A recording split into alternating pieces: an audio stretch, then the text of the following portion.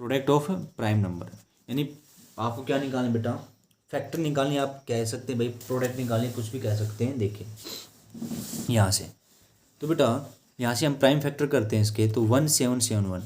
तो पहला काम 21 नंबर से क्या होगा बेटा, डिवाइड होगा, 21 नंबर से डिवाइड होगा। तो आप भी करने की कोशिश कीजिए जल्दी जल्दी, ठीक है, और मैं भी करने की कोशिश करता हूँ। तो बेटा मैं इसको 7 से डिवाइड करता हूँ, तो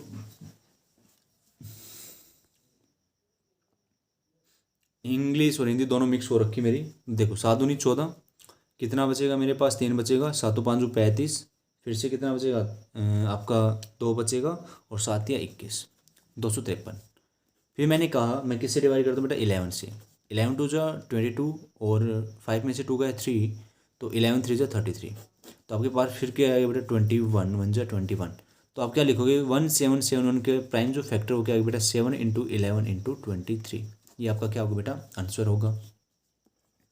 क्वेश्चन नंबर 2 देखिए। क्वेश्चन नंबर 2 कहता है कि आपको बताना है कि 6 + √2 जो है वो आपका इरेशनल है या आपका रैशनल है। तो आप क्या कहोगे, ये आपका इरेशनल नंबर है। क्या है बेटा, आपका इरेशनल नंबर, आपको अच्छे से पता है। चलिए क्वेश्चन नंबर 3 क्या कहता है कि HCF ऑफ 96 एंड 404 इज 4। ठीक है, कहते हैं फाइंड एलसीएम, फाइंड एलसीएम, आपको एलसीएम निकालना है। तो बेटा आपके पास 2 नंबर का क्या दे रखा है, HCF दे रखा है। तो यहाँ से हम ऐसे को ऐसे नहीं लिख सकते, एलसीएम किसका है बेटा, 96 का है, और बेटा 404 का क्या दे रखा है आपके पास, 4 दे रखा है। ये आपका फर्स्ट नंबर, ये आपका क्या बेटा, सेकंड नंबर है। अब आपको पता है, एक आइडेंटिटी पता है क्या, कि HCF 96 into 404 multiply LCM 96 into 96 और बेटा 404 किसके बराबर होता है, first number multiply second number. तो आपको फर्स्ट नंबर भी गिवन है, फर्स्ट नंबर आपके पास कितना है, 96 है, और सेकंड नंबर आपके पास कितना है बेटा, 404। तो HCF आपको पता है कितना है, आपके पास 4 है, और आपको एलसीएम निकालना है इन्हीं 2 नंबर का। तो 96 404, तो फर्स्ट नंबर आपके पास कितना है बेटा, 96 और 404।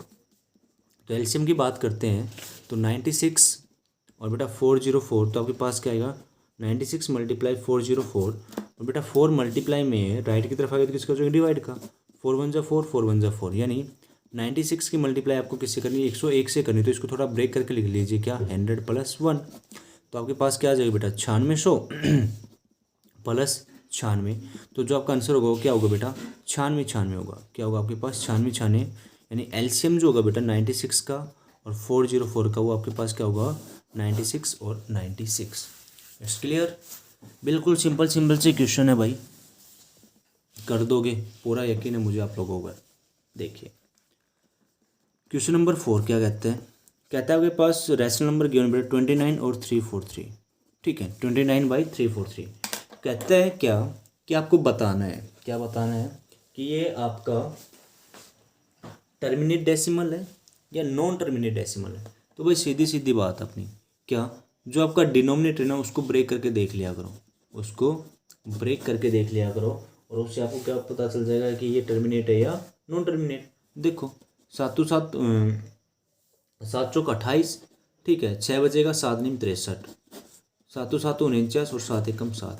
यानी जब आपने 343 को ब्रेक किया तो आपके पास क्या है, 7 की पावर 3 आएगी। पर टर्मिनेट होने के लिए क्या कहता है कि आपके पास 2 की पावर में होना चाहिए, और बेटा 5 की पावर में होना चाहिए। पर है मेरा किस में, 7 की पावर में। तो यहाँ से मैं इसको क्या कहूँगा कि ये मेरा क्या होगा बेटा, नॉन टर्मिनेट होगा। क्या होगा, ये मेरा नॉन टर्मिनेट। It's clear. चलिए क्वेश्चन नंबर 5 क्या कहता है कि आपको चाहिए बेटा प्रोडक्ट ऑफ जीरोज। क्या चाहिए आपके पास, प्रोडक्ट ऑफ जीरोज। तो बेटा प्रोडक्ट ऑफ जीरोज की बात करते हैं, आपके पास स्टेटमेंट क्या है, a² + bx + c।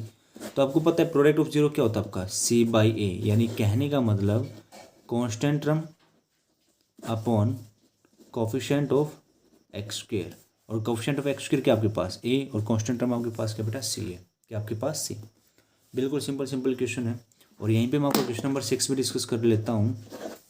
कहता है कि √5 v² - 2/3v।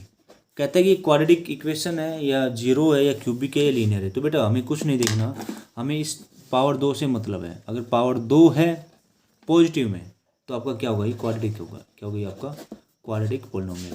क्या आपका ये क्वाड्रेटिक पॉलिनोमियल है। चलिए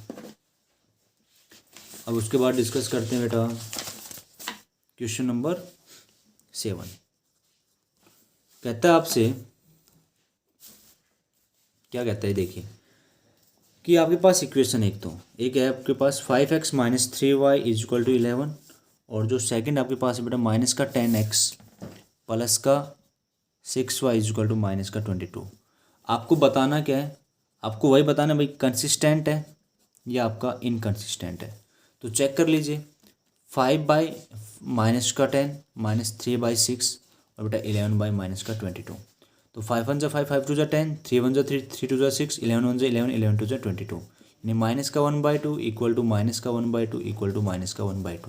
यानी कहने का मतलब A1/A2 equal to B1/B2 equal C1/C2।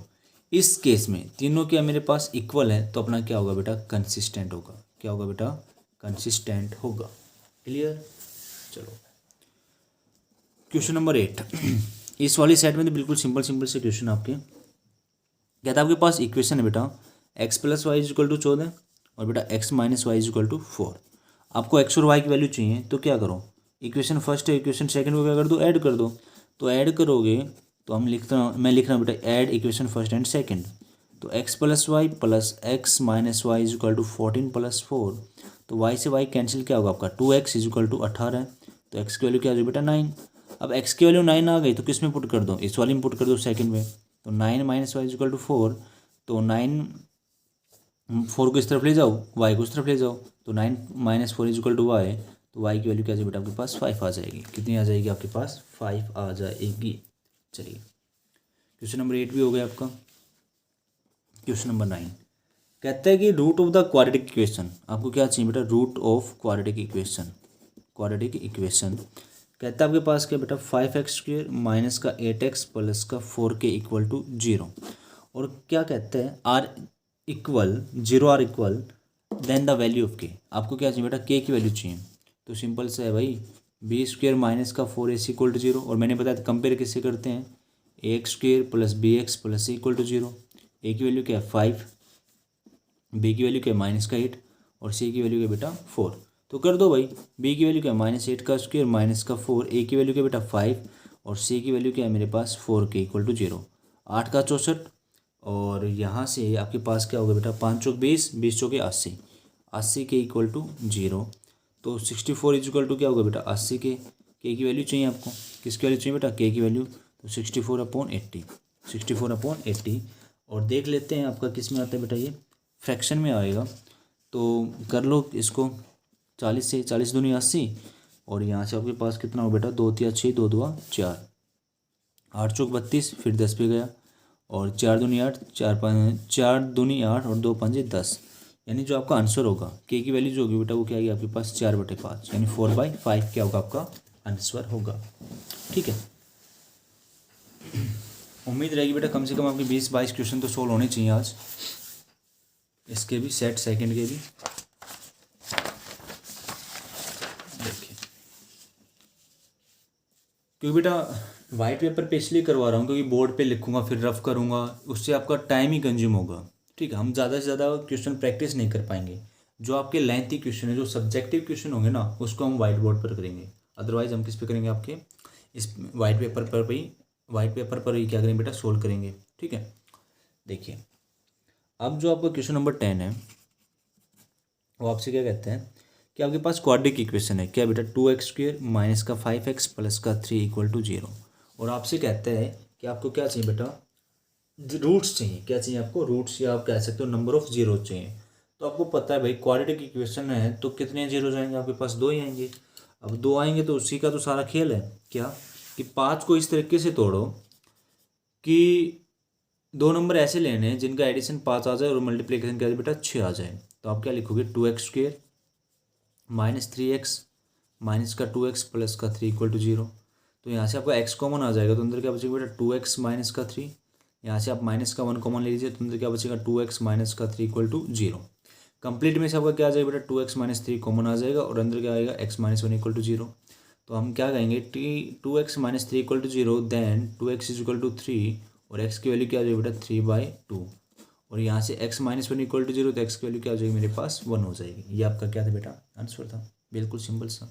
चलिए क्वेश्चन नंबर 11 कहता है कि find the root of the quadric equation. आपके पास इक्वेशन क्या है बेटा, 3x² minus 2√6x plus 2 equal to 0। तो बेटा इसको क्वाड्रिक फॉर्मूला से भी कर सकते हैं हम। तो देखिए यहाँ से हम क्या करते हैं कि हमें आंसर चाहिए अपना। तो बेटा आपको पता है, कंपेयर कीजिए किससे, ax² plus bx plus c equal to 0। तो आपको पता है a की वैल्यू मेरे पास क्या बेटा 3 है, ठीक है। a की वैल्यू मेरे पास क्या 3 है, और जो b होगा वो मेरे पास कितना होगा बेटा माइनस का 2√6 होगा, और c मेरे पास क्या होगा 2 होगा, ठीक है। तो हम डायरेक्ट आंसर निकालते बेटा, x equal to minus b plus minus b² minus का 4ac upon twice of a। तो b कितना आपके पास माइनस का 2√6 है, और ऑलरेडी माइनस का है तो किसका हो जाएगा प्लस का, यानी 2√6 प्लस माइनस b² यानी माइनस 2√6 का होल स्क्वायर माइनस का 4, a की वैल्यू 3 है और बेटा c की वैल्यू क्या मेरे पास 2 है, ठीक है, अपॉन 2a यानी 2 मल्टीप्लाई 3। तो बेटा 6√6 प्लस माइनस, अब देखो माइनस का तो पॉजिटिव आएगा, कोई दिक्कत नहीं है, पर दिक्कत कहाँ पे है, 2√6 को ओपन करने में बच्चों को दिक्कत आती है। तो भाई कोई दिक्कत नहीं है, 2 का अलग से स्क्वायर कर दो और √6 का अलग से स्क्वायर कर दो। तो 2 2 4 और √6 का करोगे तो 6, 6 चौके 24, 6 चौके 24। तो डायरेक्ट आपके पास कितना आ जाएगा बेटा 24 आ जाएगा। 4 3 12, 12 दूनी 24 अपॉन 3 दूनी 6, 24 में 24 गए 0, यानी आपके पास क्या है बेटा 2√6 प्लस माइनस 0 अपॉन 6, और 0 का स्क्वायर रूट क्या होता है 0 होता है, तो लिखने की कोई ज़रूरत नहीं है। तो आपके पास क्या आएगा 2√6/6, देन 2 3 जा 6, यानी आपका क्या है बेटा √6/3। अब इसको भी अगर एक्स्ट्रा सोल्व कर रखा हो तो आप इसको क्या लिख सकते हो, √2 मल्टीप्लाई √3 अपॉन 3, और यहाँ से 3 को क्या लिखेंगे, √2 मल्टीप्लाई √3 है तो 3 को क्या लिख दो √3 मल्टीप्लाई √3, देन √3 से √3 कैंसिल, तो आपके पास क्या आ जाएगा बेटा 2/3 का कंप्लीट का रूट, यानी ये आपका आंसर आएगा। 2 आएंगे, क्या आएंगे आपके पास 2 आंसर आएंगे।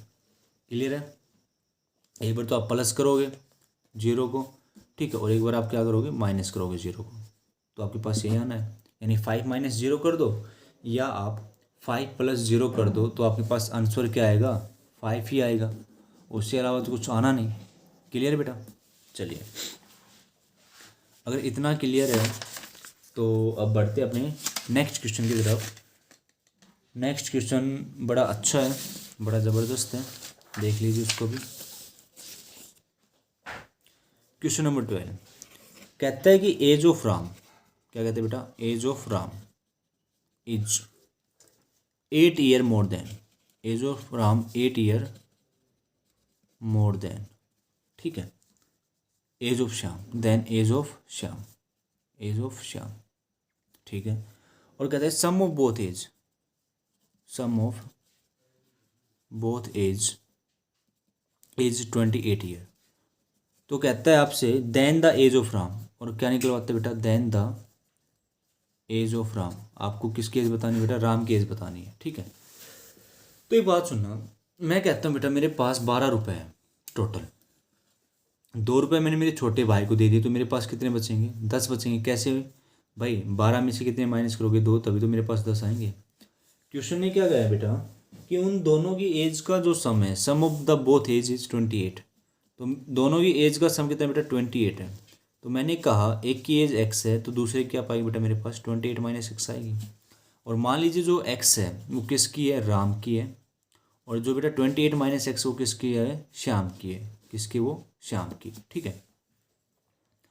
अब कहता है क्या कि age of Ram is 8 year more than age of Shyam. देखो ये राम की एज है, ये श्याम की एज है, तो कहते हैं जो राम की एज है, राम की जो एज है वो ज़्यादा है, कितनी ज़्यादा है बेटा 8 ज़्यादा है, 8 साल बड़ा है किससे, श्याम की एज से। तो यहाँ से क्या लिखोगे, श्याम की एज क्या होगी बेटा 28 - x, ये श्याम की एज हो गई, और इससे कितना ज़्यादा बेटा 8 प्लस का 8, तो x को इस तरफ ले आओ, तो x + x और 28 + 8 आएगा, यानी 2x, 8 8 16 यानी 36, x की वैल्यू कितनी आ जाएगी आपके पास 18।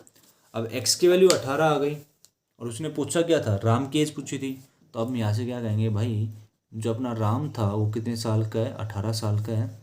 अगर वो श्याम की बात करता है तो 28 में से क्या घटा दो बेटा 18, तो वो किसकी एज आ जाएगी, आपके श्याम की एज आ जाएगी। किसकी एज आ जाएगी बेटा, वो आपके श्याम की एज आ जाएगी। बिल्कुल सिंपल सा, देखिए। और इस सेशन को शेयर भी कर दीजिए भाई अपने फ्रेंड सर्कल को। देखो क्वेश्चन नंबर 13 कहता है आपके पास AP है, क्या P प्लस 90 और बेटा P प्लस 180 और बेटा P प्लस 270। अब उसने कह दिया कि AP है और आपको क्या चाहिए, D चाहिए, यानी डिफरेंस चाहिए। तो कोई दिक्कत नहीं है भाई मेरे, डिफरेंस चाहिए तो क्या करते हो, A2 माइनस A1, P से P कैंसिल, डिफरेंस कितना हो गया तुम्हारा 90 आ गया। ये तुम्हारा आंसर है। छोटे छोटे क्वेश्चन है भाई। चलिए 14th क्वेश्चन देखिए बेटा, कहता है कि आपके पास AP की वन है बेटा 4, 10, 16 और 22, ठीक है। और कहता है कि आपको नेक्स्ट 2 टर्म चाहिए। तो 1, 2, 3, 4 आपके पास 4 तक तो हैं, तो एक आपको चाहिए बेटा A5 चाहिए और आपको क्या चाहिए A6 चाहिए, यानी 5th टर्म चाहिए और आपको क्या चाहिए बेटा 6th टर्म चाहिए। तो देखिए A की वैल्यू क्या है मेरे पास 4 है, डिफरेंस की बात करूँ तो 10 माइनस का 4 कितना हो जाएगा मेरे पास 6 हो जाएगा। तो A5 को हम क्या लिख सकते हैं डायरेक्ट A प्लस 4D। तो A मेरे पास 4 है, 4 इंटू 6, तो बेटा 4, 6 चौके 24, ऐड कर दो कितना हो जाएगा 28। तो A5 जो होगा आपके पास कितना होगा बेटा 28 होगा। फिर बात करता है A6 को क्या लिख सकते हैं आप A प्लस 5D। A की वैल्यू 4 है, 5D कितना आपका 6 है, तो 6 पंजे 30, तो वो कितना हो जाएगा आपके पास 34। ये आपका आंसर था भाई। कुछ नहीं है आंसर्स में, बिल्कुल सिंपल है। देखिए अब जो नेक्स्ट क्वेश्चन है वो भी ज़बरदस्त है, इसी से रिलेटेड है पर थोड़ा सा घुमा रखा है। कहते हैं फाइंड फर्स्ट 4 टर्म, आपको 4 टर्म निकालनी है, पहली 4 टर्म यानी A1, A2, A3 और A4, ये 4 टर्म निकालनी है। और गिवन क्या आपके पास फर्स्ट टर्म है, यानी A1 आपके पास गिवन कितना है बेटा -2। और कहता है आपके पास कॉमन डिफरेंस भी दे दिया, डिफरेंस कितना दे दिया बेटा उसने 0। तो A2 निकालोगे तो क्या लिखोगे A प्लस D, तो क्या आएगा आपको -2 प्लस 0, तो भी क्या आएगा आपके पास -2 ही आएगा। फिर कहता है A3 निकालो, तो A प्लस का 2D, A कितना आपके पास -2D कितना है, डिफरेंस कितना है 0, तो भी आपके पास कितना आएगा -2। और बेटा 2 मल्टीप्लाई 0 क्या होगा 0, तो भी आपके पास कितना आएगा -2। और कहता है A4 निकालो, तो क्या कहोगे आप A प्लस 3D, और यहाँ से भी आप क्या कह दोगे A कितना है -2, 3D कितना है तुम्हारा 0, तो -2 प्लस का 0, तो भी आपका आंसर क्या आएगा बेटा -2 आएगा। इट्स क्लियर, बिल्कुल क्लियर होगा भाई, बिल्कुल। चलिए आपके कितने क्वेश्चन हो गए बेटा, 15 क्वेश्चन हो गए हैं।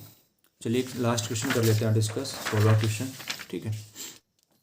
देखिए कहता है कि sum of the n natural number, sum निकालना बेटा, sum of n natural number.